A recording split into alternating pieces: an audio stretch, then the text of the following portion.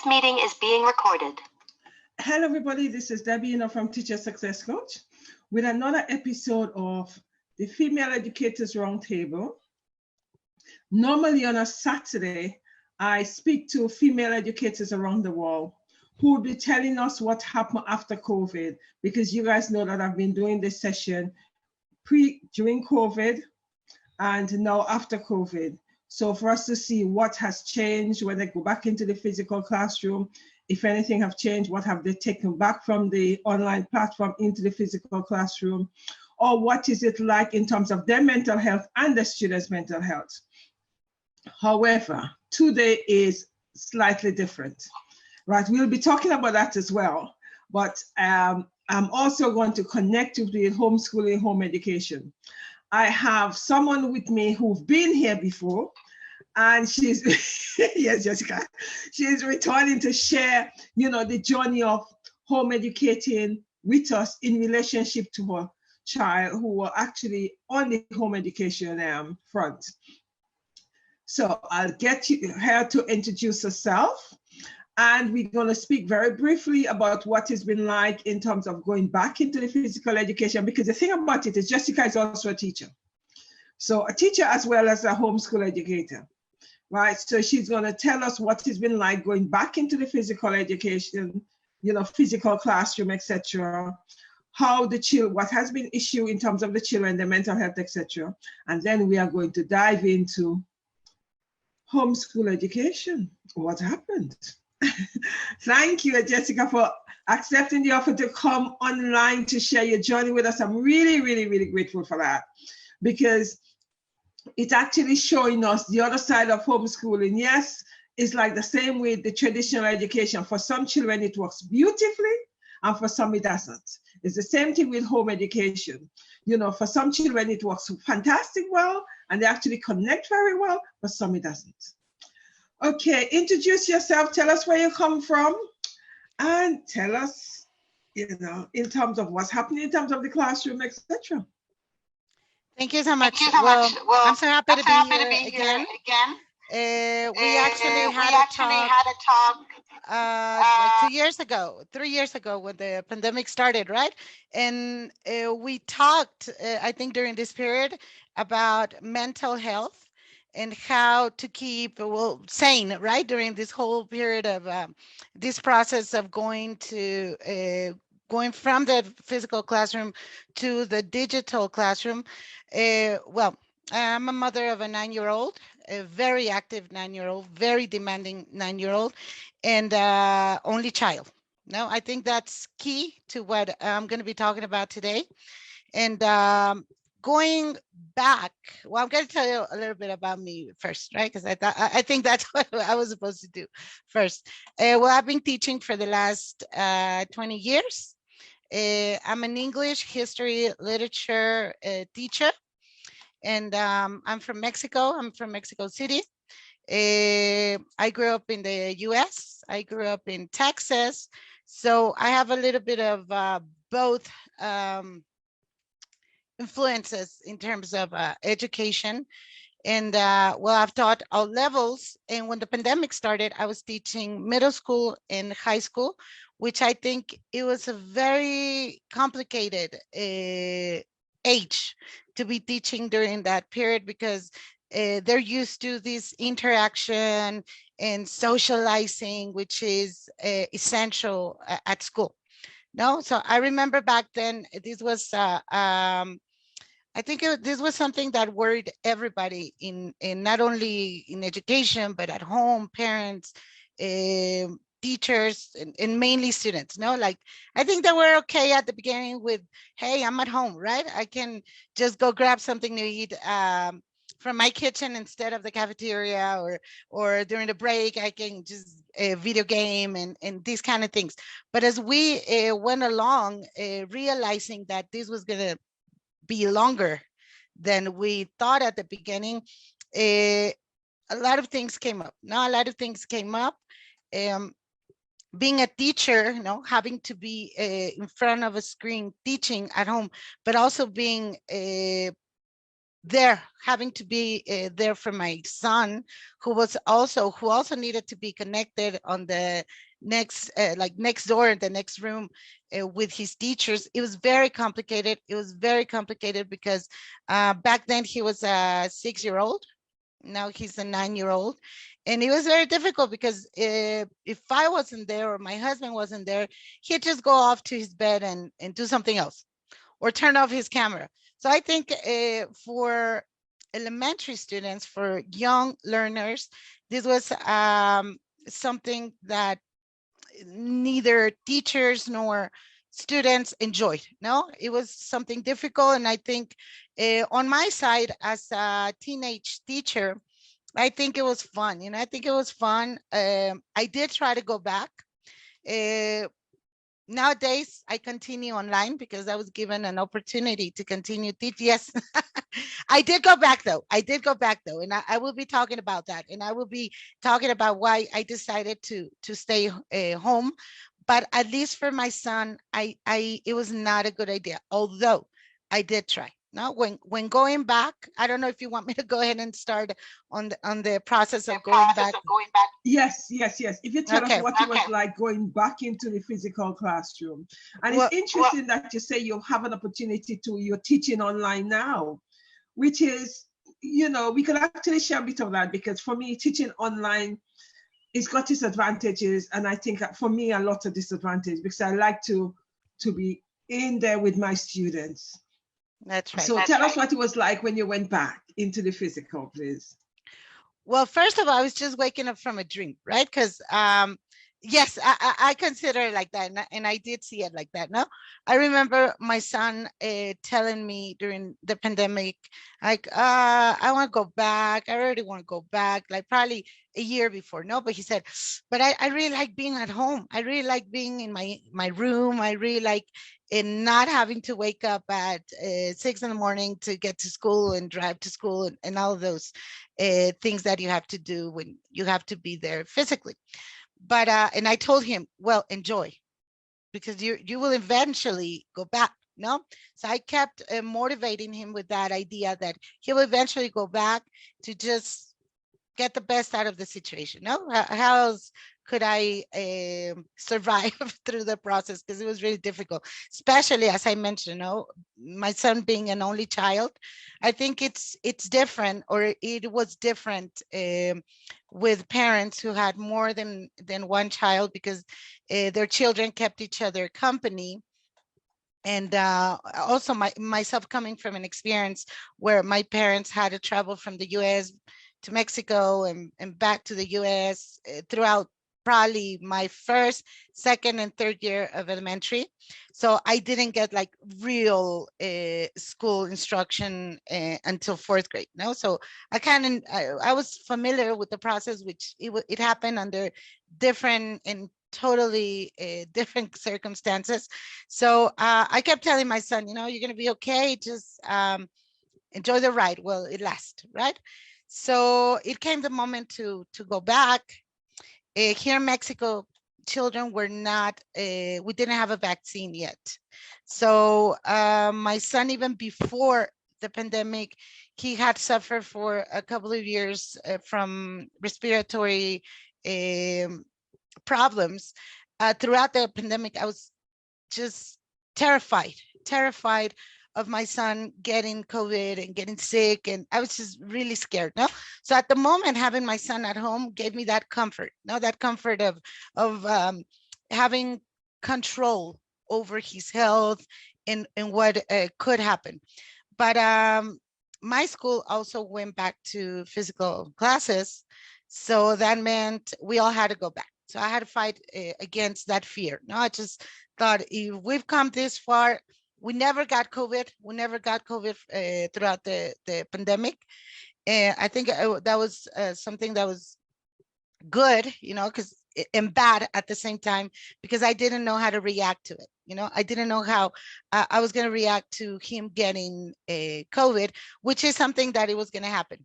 It was going to happen. It had to happen because of the interaction, and I guess we all knew it was difficult for children to keep their face masks on and all of these protocols, that were to be followed by going back.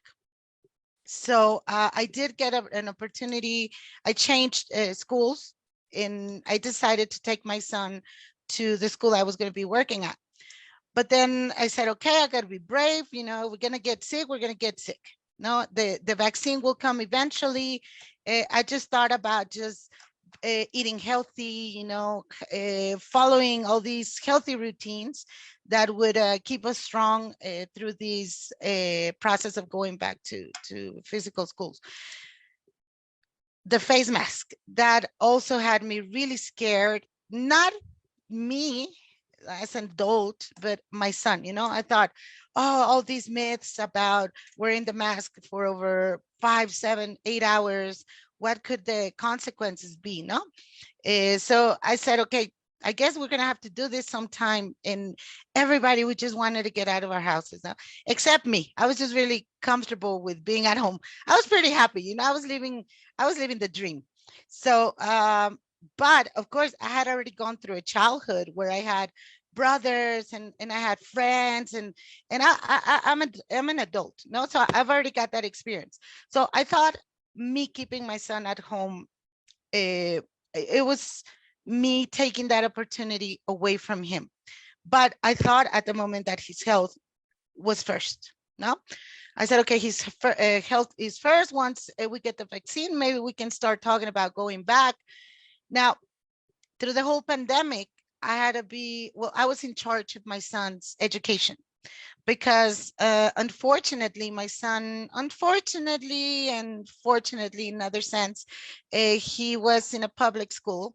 And here in Mexico, due to a lot of issues, economical issues, a lot of things, the online process or online education was really bad.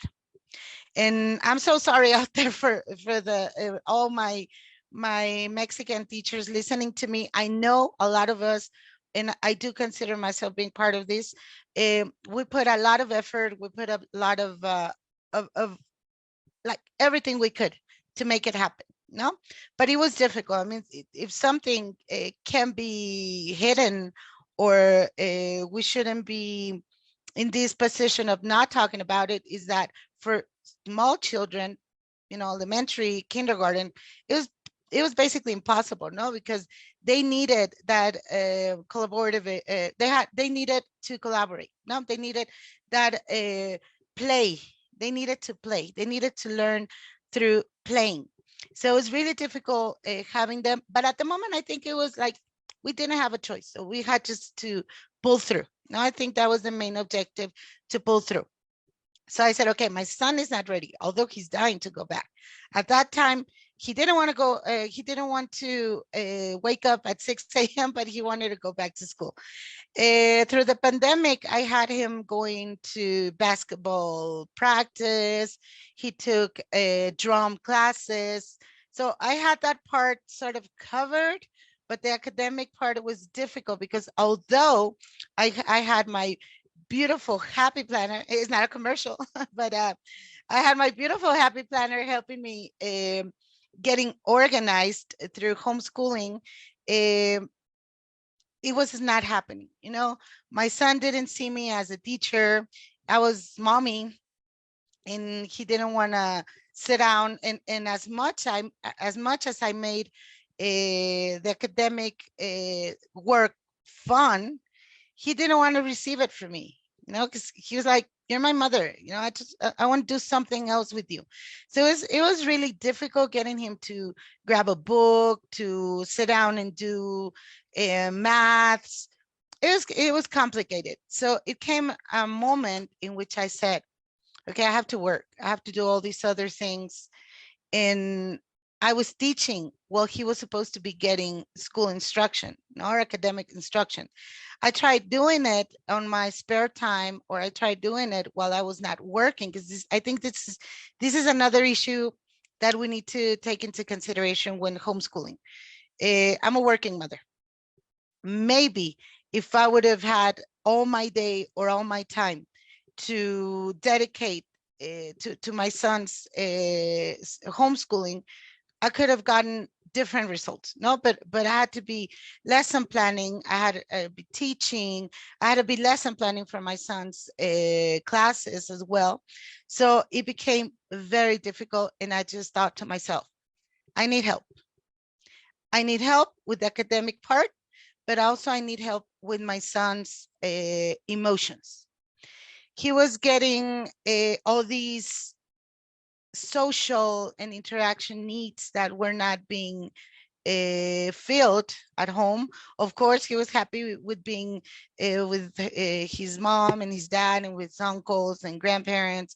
At the time, he didn't have any cousins. Now he has 2 baby cousins, but still not old enough to play with him.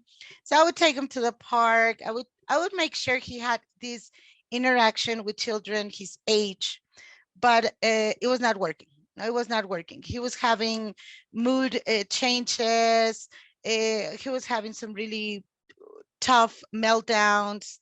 And I thought to myself, okay, is this the situation like at home, the dynamic at home, or is he really needing the school dynamic? I noticed also, and I think this is something happening all over the world with parents all over the world, and I think it's something we need to be watching out for, is that children are getting a lot of screen time. A lot of screen time. Screen time, I mean video games, YouTube, TV itself. And at the moment of like the pandemic and online school, they were having also all those hours of screen time. So their moods, you know, we were having children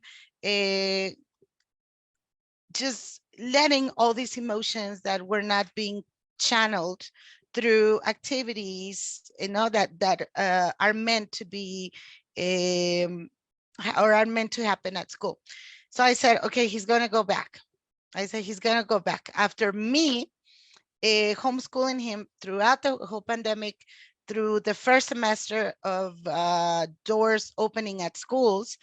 And I said, I also went back. I said, I'm going to go back with him, you know, because I felt guilty. I felt guilty about staying at home and enjoying this fun part of teaching from home, because I started teaching adults, and you know, it was the whole different thing. So I felt really guilty about sending him. I said, okay, I'm staying home. I'm avoiding getting sick. I'm avoiding getting the COVID, but I'm sort of just throwing him out. No, I'm throwing him out there without a vaccine. The vaccine came eventually. He got the first one.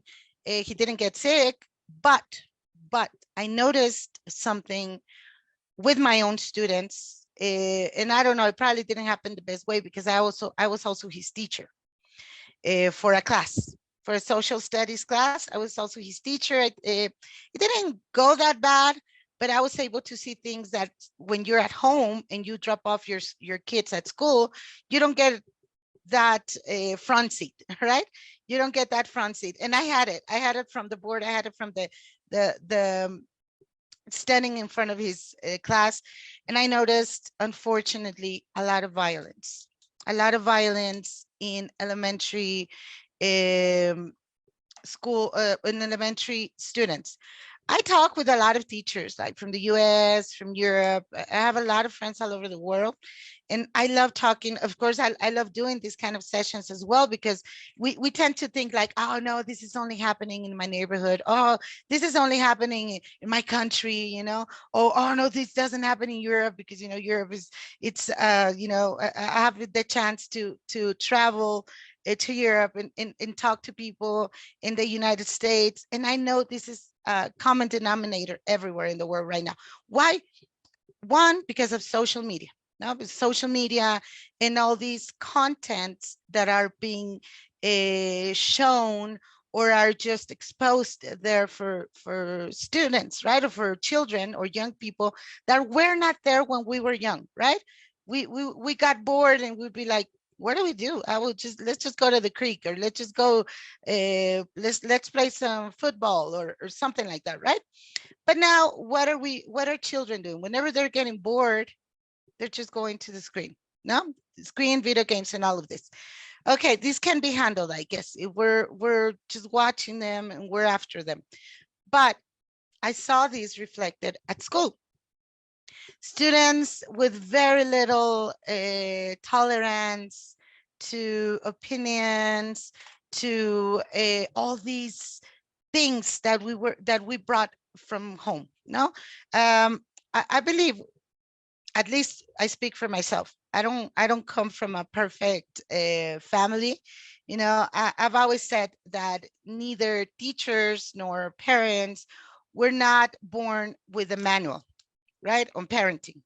We had to be constantly investigating, talking to other parents, even listening to our parents. That's something, right, that has worked for me. I was as a teenager, I was a rebel, no, wanting to experience through my own path, and just knowing that like listening to my dad helped me a whole deal, and has helped me a whole deal right now parenting my kid.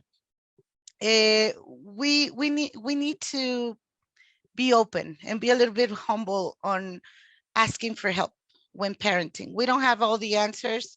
We have different children. We live in different parts of the world, but having these interactions and sharing these stories, I think, help us be more, have more empathy, right? Have more empathy towards school, and then school towards parents.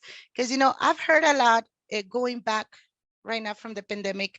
I've heard a lot, and this is not only Mexico, I've heard this everywhere. Like, parents are not teaching students values. Parents are not teaching kids respect. And I agree with that from a teacher perspective. But from a mother perspective, I'm doing all I can. I'm doing all I can. It's never enough, though. You know, it's never enough. We shall never give up. We shall never give up. We should always try to find different strategies, you know. But something that I really liked on one of your posts, I think this morning, it's about being aware. I think that word is the key. If you're aware of something, I mean, it doesn't give you the answers, doesn't give you the key to solving in one action, right? But being aware opens the perspective, opens the perspective of, hey, we got to do something, you know? And I think education and just society itself today, it's screaming at us, at our faces. There's something happening. There's something going on. We're exploding at any, we're reacting at any piece of information shared or exposed. And I think tolerance is being ignored, right? So I saw a lot of these with my students, and I think we've got a lot of work on healing what happened in the pandemic. I can tell you right now, I'm okay. I'm okay, but I went through a lot of stress. I went through a lot of stress.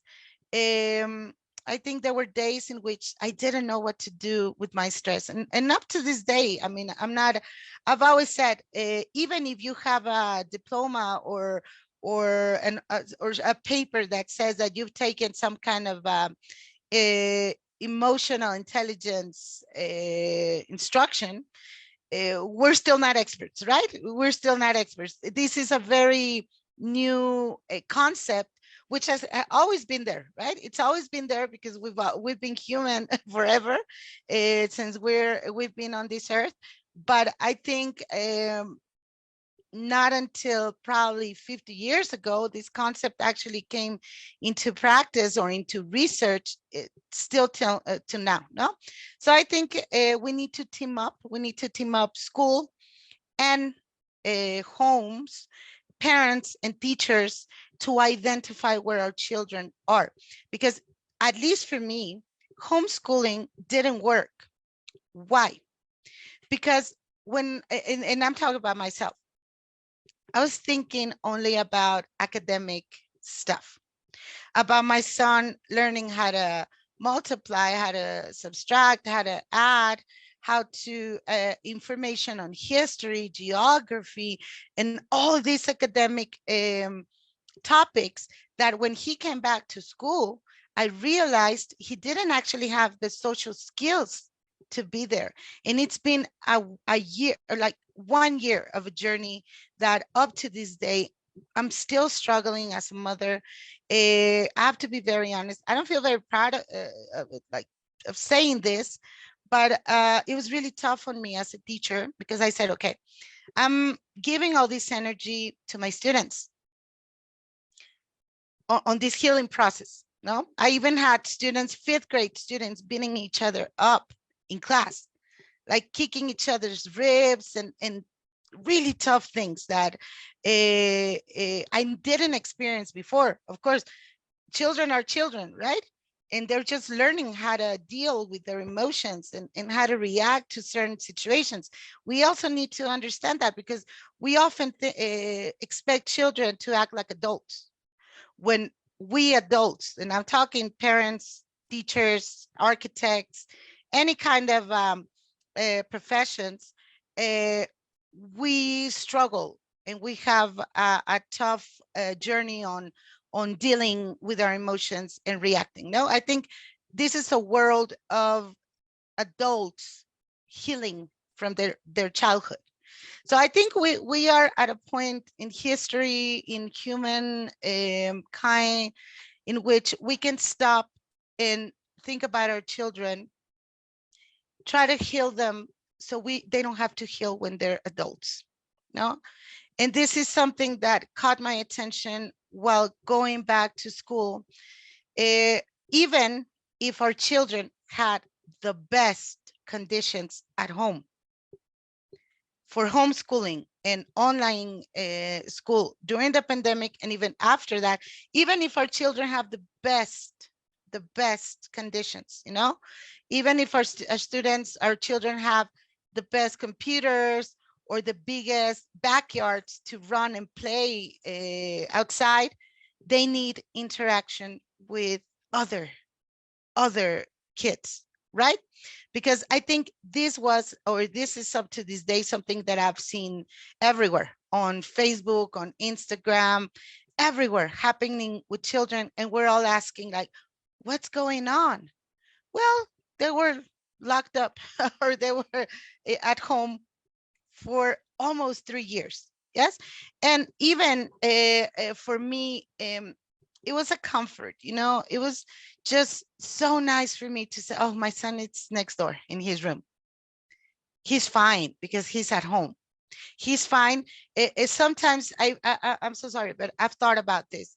I try to be so empathic with his teachers all the time, no?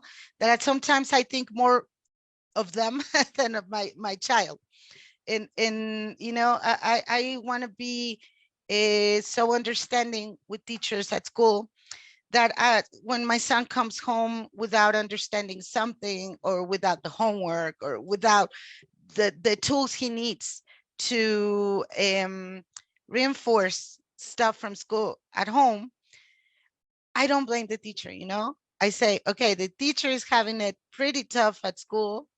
In the end, it's me who's interested or truly interested, no? Truly interested that my son does well at school.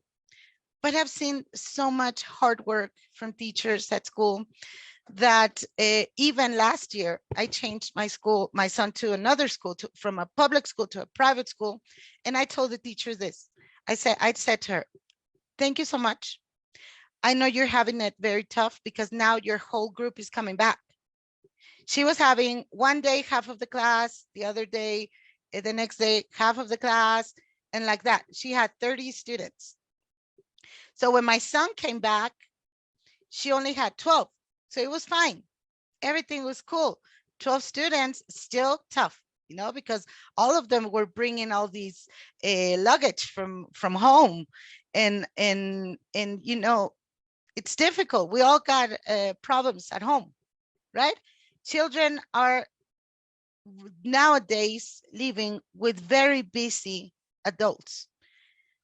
Probably not everybody's case. No, probably I wouldn't speak for everyone. No, but that's how we're living today. No, we're living at a very, very fast pace with everybody running around, this economical crisis and a lot of things happening. No, and it's hard for adults to just stop and listen to children, to listen to how they're feeling. And all of these emotions are getting trapped. They need to come out somehow. They need to come out somehow.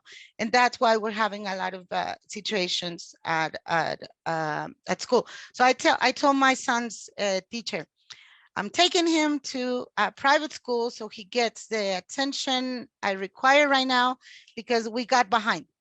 We got behind a whole deal with academic topics. And I didn't realize we were even more stuck with social skills.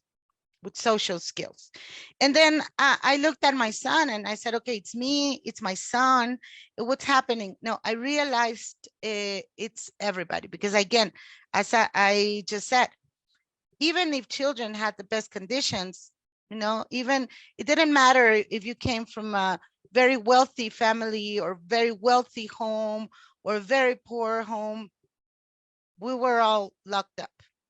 No, we were all taken away from that interaction. And even so, these are skills that children are barely learning and barely controlling without the pandemic. Just take the pandemic away. We were having those issues before. So we just enhanced them with the pandemic. No, so I said, my son, he was getting also a skin allergy from stress. I didn't even imagine that was real. So the doctor said, you got two options. He either gets worse on this skin allergy he's getting, or he gets COVID. So I thought to myself, I don't know, maybe the skin condition is not that bad, but eventually he's going to get worse from not being able to channel all these emotions and needs. He would even watch videos on YouTube, like kids, acting at school and having and he'd be like, oh, mommy, what happens at school? What? Well, this, where did you see that? On YouTube. Oh, that made me so sad, because I said, no, he's not supposed to be learning from a YouTube video. He's supposed to be learning from real life, right? So yeah, I'm not saying that homeschool is not good. It's just depends obviously on your needs. You may not have an option. You may have a situation in which you have to keep your children at home. But one thing for sure, they need to interact. No, they need to interact. And I'm not done with this. We're just getting started. We're going, we're surviving, I think, the school year, because there have been a lot of cases of bullying, and that's another topic. I know, bullying on kids not being able again to deal, to interact. No, so I believe that's another session, right? That's another session completely. But it's been tough. It's been tough.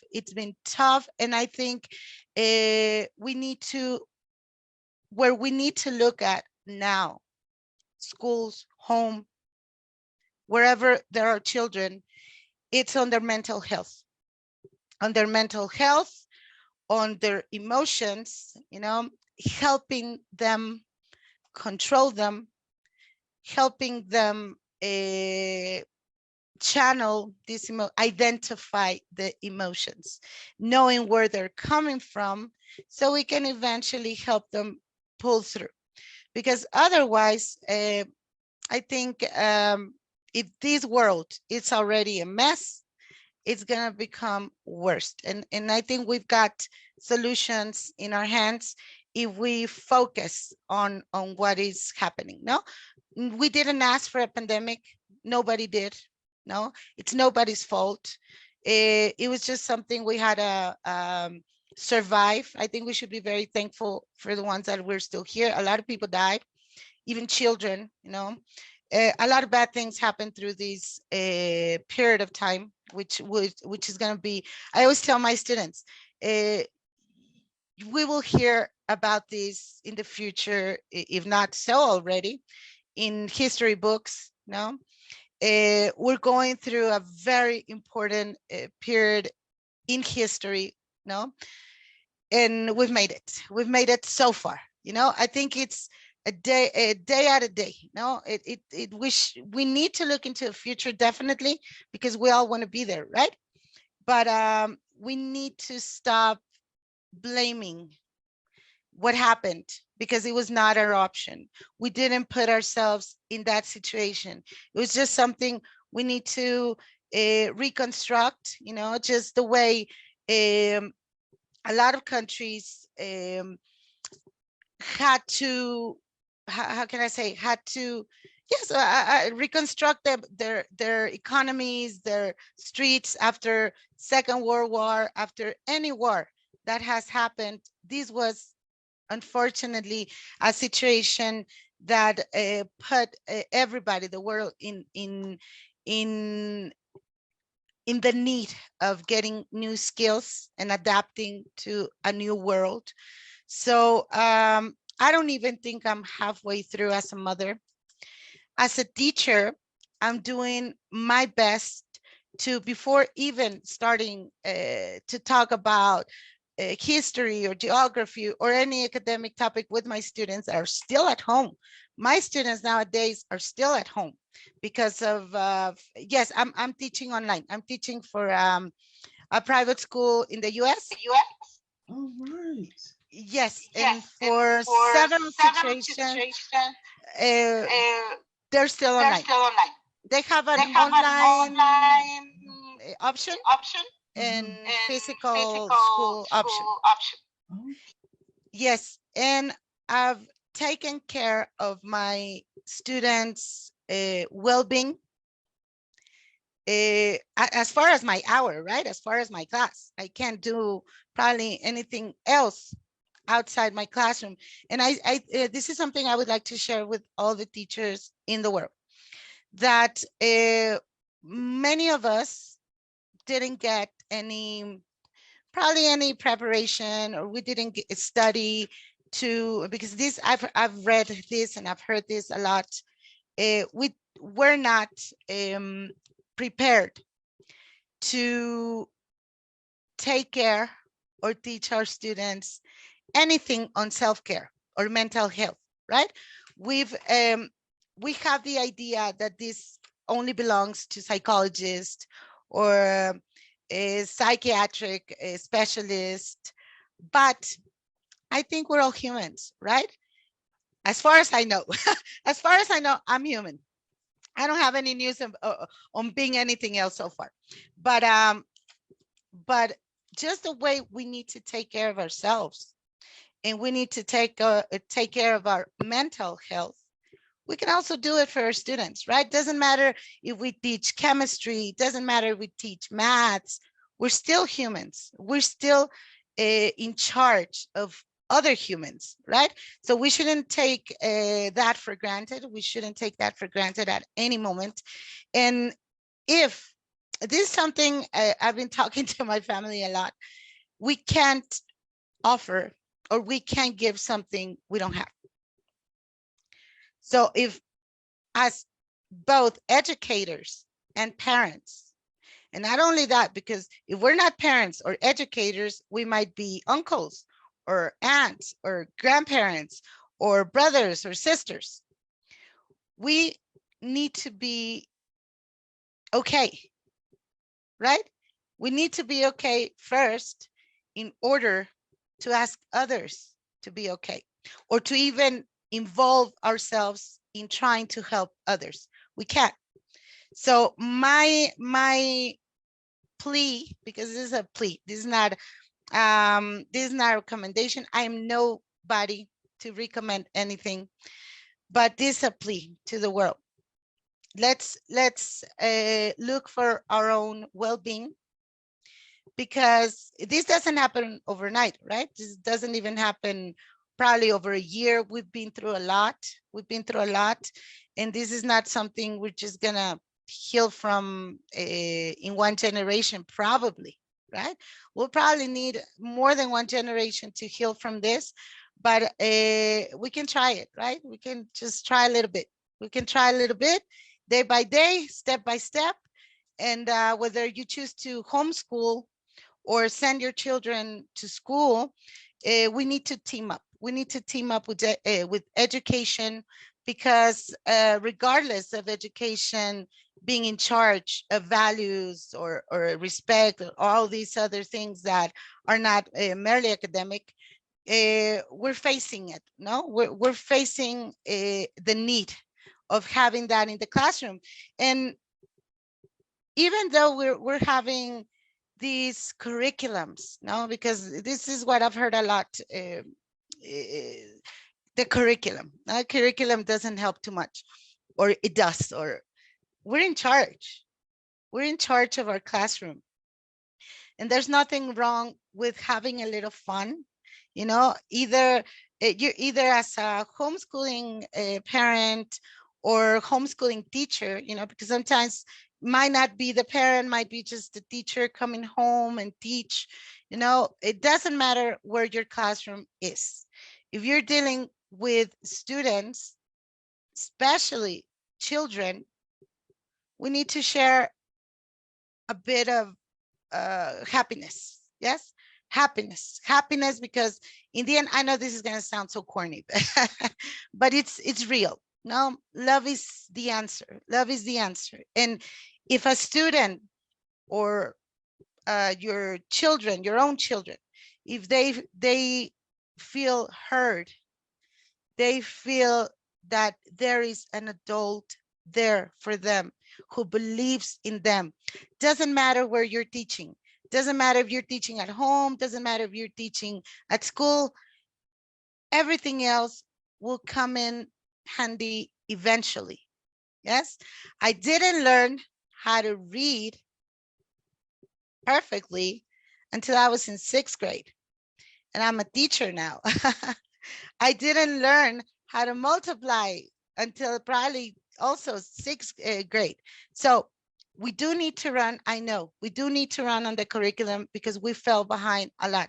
I understand this, you know, but if our students are not okay, they're not going to learn. They're not going to learn.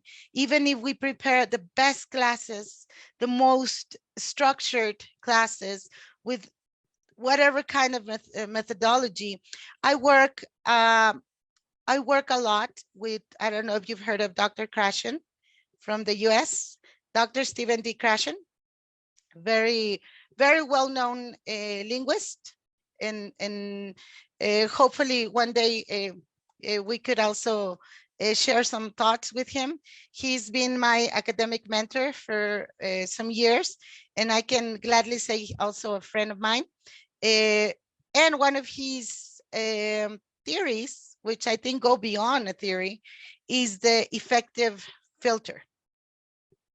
The effective filter, in which if the person is distracted by an emotion or a physical need, no, probably hunger or just something that is making the person not feel okay, the information won't process. No, the filter will be blocked. So I think it's a very important issue. Well-being, self-care, you know, but I always say children don't know about self-care. Even this is being difficult for adults. No, even we adults are having a hard time finding out how to take care of our emotions, how to deal with stress, right? How to deal with stress. And something I would like to conclude, because I think we're about to be done, right? Is that you need to be aware of your emotions first. And you need to control and know that you are the only one in charge of how you react. No?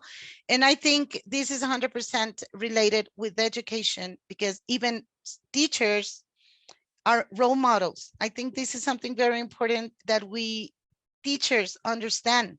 We're not here to educate them probably in morality and values and all of this, but we can if we are a role model, right? There are children who don't have anybody at home, either for a million reasons. Yes, for a million reasons.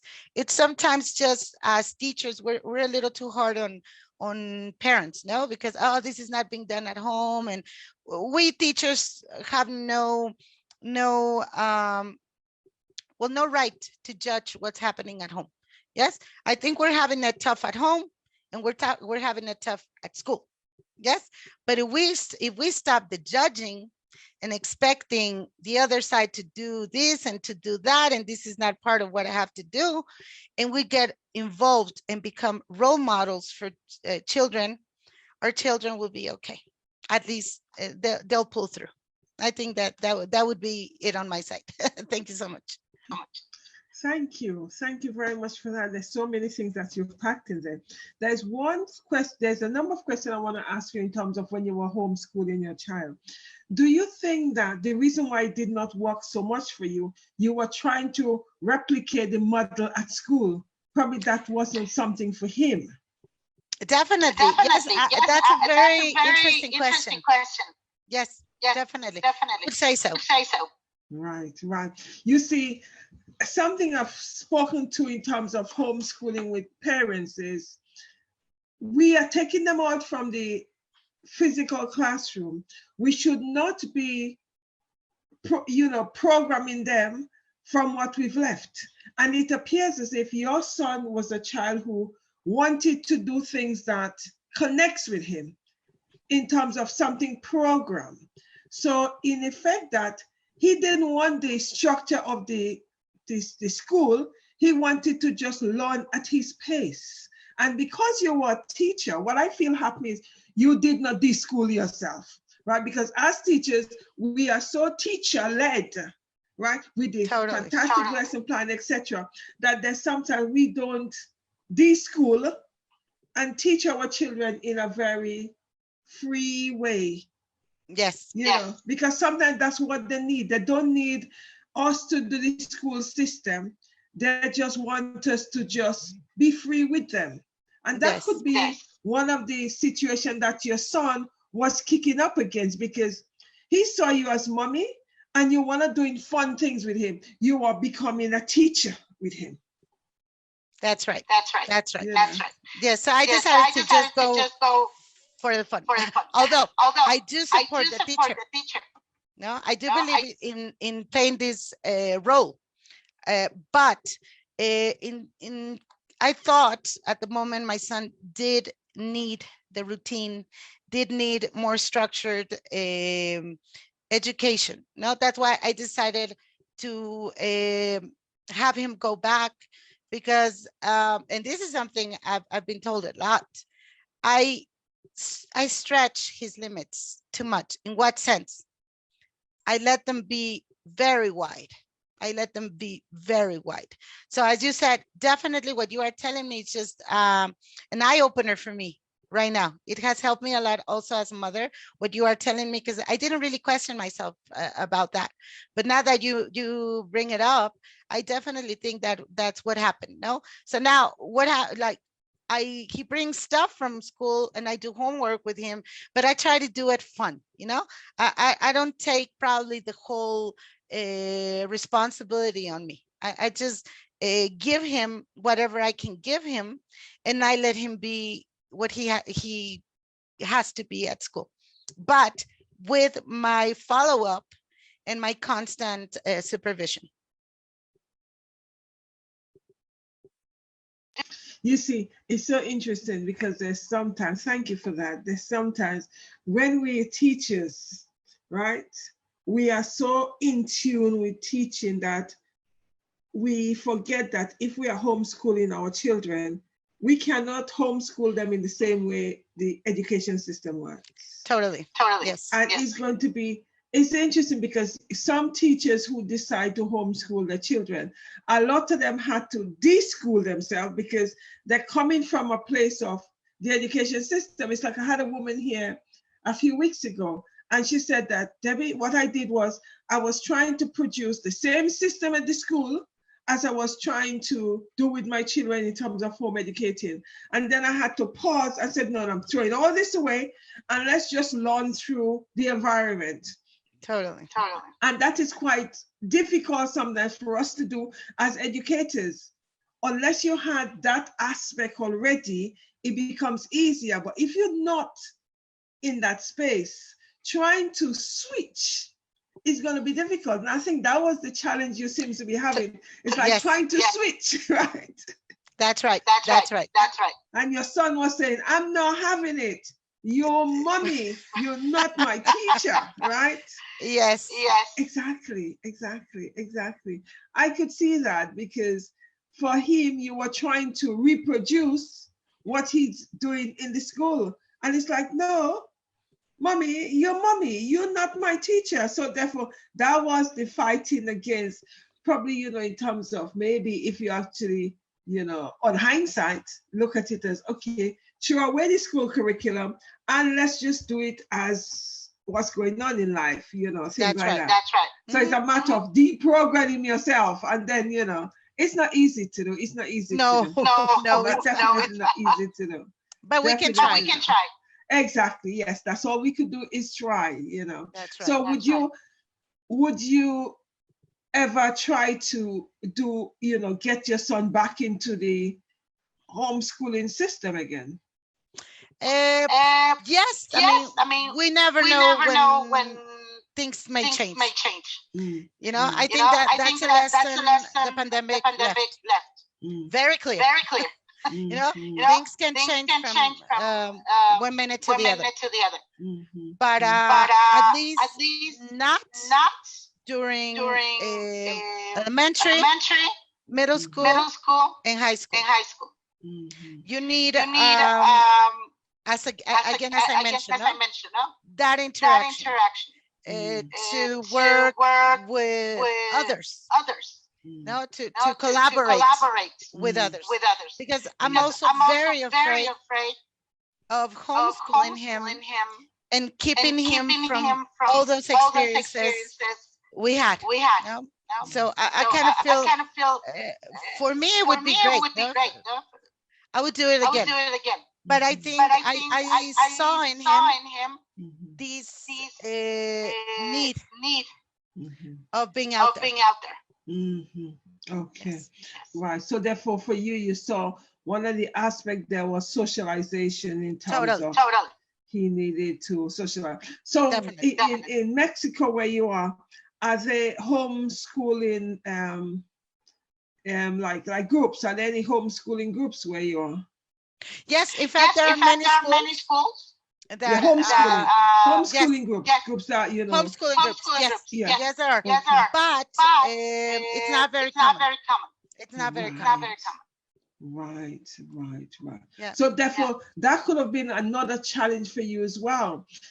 It's like having the children for him to interact with that are not traditional school children, that was children from a homeschooling, group.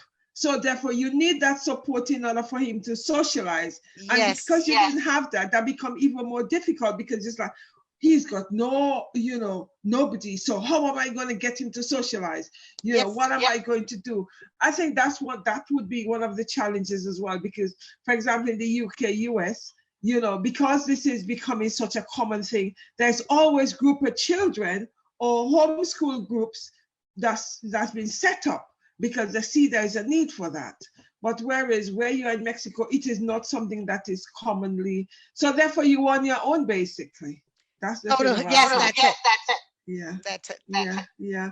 I could see very clearly why it wasn't going to work effectively because you don't have the support network. Correct. So you were trying to do something without this support network as well. So therefore, that was a bigger challenge you were experiencing. Huge. We are very behind on homeschooling. Yeah. Do you know any parents that are or have considered homeschooling their children? No, not here in Mexico. Oh, wow. No. Right. So I thought I was. No, sorry. Go ahead. So you are trying to do something, an innovative idea. You exactly. Yeah. Yes, but at the time, it didn't work. Didn't work for me. Yeah. I could see why it didn't work, and I could see why it wouldn't work. It would only work if, like getting a group of parents who have the same idea as you and thinking it's interesting to homeschool the children. So therefore you would have the support network. But the fact that this is something that's not being taught of, everybody's thinking of, you're sending them to the mainstream education, etc. And as you say, a lot of the parents need to work. So therefore they cannot think of finding alternative job online while they home educate their children. It is very true, because it doesn't, I could see why it doesn't work, because it's in a place that is something that's not really heard of, and something that is not widely acknowledged. Whereas in the UK and the US, there are loads of homeschooling. And it's on the increase. So therefore, you'll get the support. But because something is newly started, and because you don't know parents that is interested, you cannot say, okay, let's form a group. Yeah, I could see that. Definitely. I could see. So you had it really tough. You had it twofold. The fact that there was no group for you to connect with. There's nobody there that's saying, I'm thinking of home educating my children, exactly, my child. And then on the other hand, you have your son say, you're not my teacher, you're my mommy. So, so it's like, there was a no-win situation there. There it is. Yeah, I could see that. Thank you very much for sharing this with us, because, it's interesting, because you were in an isolated situation. Completely. I mean, I'm pretty sure that there are many other cases, but probably not enough, as you say, to actually get the support. Yeah, exactly. Yeah, I could see that. Yeah. Thank you very much. Is there anything else you want to share with us? You said something. Yeah, nothing. I'm grateful for being here, for being given the space to express myself, to share an experience, because that's how we get to know what's going on. Other than maybe a post or something, just to hear it straight out from real people. Yeah. That's wonderful. Thank you for that. Something else you said, which is actually triggered in my head. One of the things you said, that you noticed when you went back into the physical classroom, the children were fighting a lot and there were a lot of aggression. Why do you think? It's interesting, because that is actually making me think quite a bit. Why do you think that this aggression was coming out? Well, I can see it from my son's experience, and also from other children. I think just being locked up. No, I mean, again, probably there were children who did go out, who were with their brothers and sisters or cousins. Either way, they were isolated. They were isolated from routines, from diversity in activities. They were sitting down for a long time during online classes. And definitely, I would say screen time. I think screen time is a very important factor, and I will speak for myself also and for my child.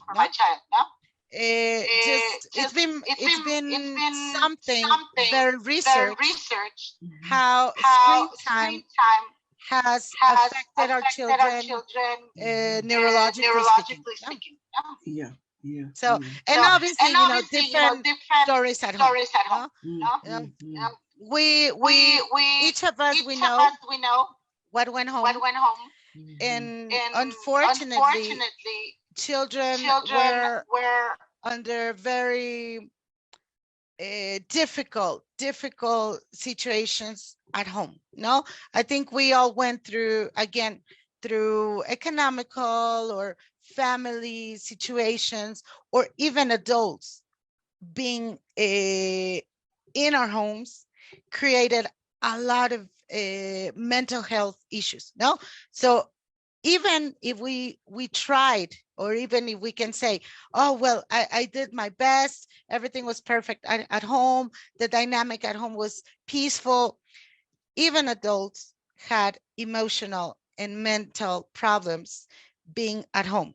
So why would we think otherwise of our little ones that were confused about what was happening, right? So I think it was more of a mental health situation influenced by all these horrible content on YouTube, especially, because I mean, this is something very true that we're living. No, a lot of horrible situations happening due to social media, due to a non-supervised content on all these places where they can just find about anything. No, so I just think it was a little bit of lack of supervision that we had with our little ones, that we thought it was okay, that the stress they were going through was not as bad as ours, because we had to go out there and work and deal with bills and all of this, but just not looking down on what they were feeling, what they were going through. I think all of that just kind of got stuck in one place, and it had to go out somehow. Thank you very much. The beautiful thing that you've really said as well is these little ones, they also had stress. And I think a lot of the schools have overlooked that, because when the children came back to the physical classroom, it was business as usual. It cannot be business as usual when they went through all this trauma. And I personally believe that enough have not been done. And there's also a lack of awareness. And all I'm hearing is, oh, these children are resilient. Yes, they're resilient, but they also have gone through a major transformation in their life, where young people are going out human beings, and they're really social human beings, and they were told that you cannot go anywhere. So as a result of that, it really has had an impact on them. And I think that we cannot and we should not overlook it and minimize the impact. And not at all. In a lot of cases, this is what's happening. It's been minimized and overlooked. And when they realize now that mental health among the young people have gone up so much, they're realizing, oh my goodness, what can we do? But when we first went back, that should have been really taken into consideration and start looking at. But business as usual doesn't work, because it wasn't. Exactly. So we had to adapt again. Exactly, yes, we really did have to adapt and remind ourselves that these little beings have gone through a traumatic situation which have an impact on their behavior, the way they navigate, their emotion, and that's what's in school. I teach year 13, which is 17-year-olds, and the behavior is atrocious. I know. And it's like having to remind myself, although you're 17, you are really 15 years old, because you missed 2 years and you don't know how to behave according to a 17-year-old, because you did not have that process to go through. And this is what's happening. I constantly have to remind myself, hold on, they've gone through this. Because even last Friday before we left, I said to them, the behavior was so bad. I said, okay, hold on, I need to have a conversation. And I actually said to them, I cannot blame them for this behavior I'm seeing in the classroom, because they're 2 years behind. But because we think that you're 17, we also need to remind ourselves, your behavior does not demonstrate the age. Correct. And it's interesting, because when I finish, right, they say, yes, miss, that is so true, but not every teacher realized that. And I thought, wow, you know, because they started to clap and all of this. And I said, I'm telling you guys what's happening, and you guys are clapping me.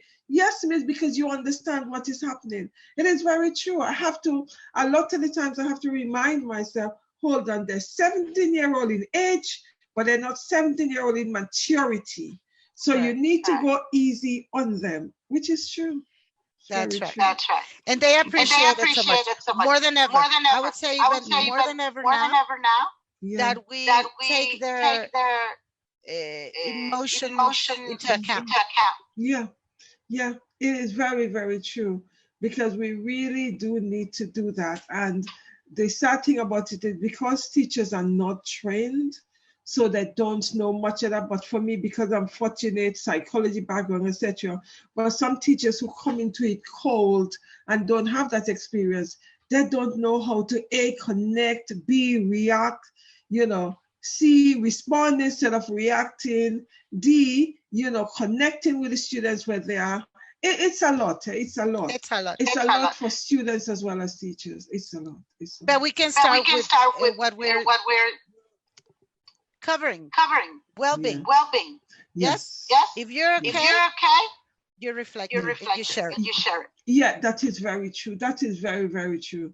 That is very true. But you know, it's a point. But some teachers right now, the stress level is very high. So therefore, the stress level is high, and it means that it is projecting from internal to external, which is really, that's right. It's sad, but it's having, you know, knowing how to navigate those emotions, because some teachers don't even know how to navigate their own emotions. Exactly. What less students, you know. Exactly. So it's a tough and a sad situation all around.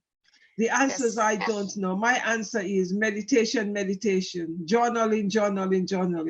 That's right. You know, those are my solution. Meditation, journaling, you know, affirmation, encouraging your student to journal, encouraging your students to meditate, encouraging your student to do exercise, because all of those help. But laughter. Yes. Laughter is important, right? I think I work a lot with laughter therapy. Yeah. Taken a little bit from Patch Adams. Yes. You know, and just all those chemicals that are very soothing and very healing when you're laughing and you're having fun. Yes. Right? That's very true. That's very, very true. Anyways, anything else you want to say to us? Okay. Thank you so very much, Jessica, for coming and sharing your story with us. My pleasure. Your journey with us. It's been fantastic, because it actually makes us to look at so many other things in terms of what's happening in the classroom, what's happening to us as educators. And as you rightly say, as parents and educators, we don't have all the answers, because there are no manual out there, trial and error. And I tell you that sometimes we're doing a lot of trials before we get it, a lot of trial and error before we get it right.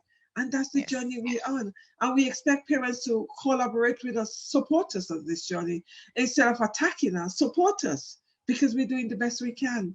That's right. Exactly. Thank you very much, Facebook. And I thank you guys for listening. My next session with you guys will be next Wednesday, when I'll be looking at female empowerment. How could we empower each other, etc. And I'll have another guest who is going to be sharing her journey with us.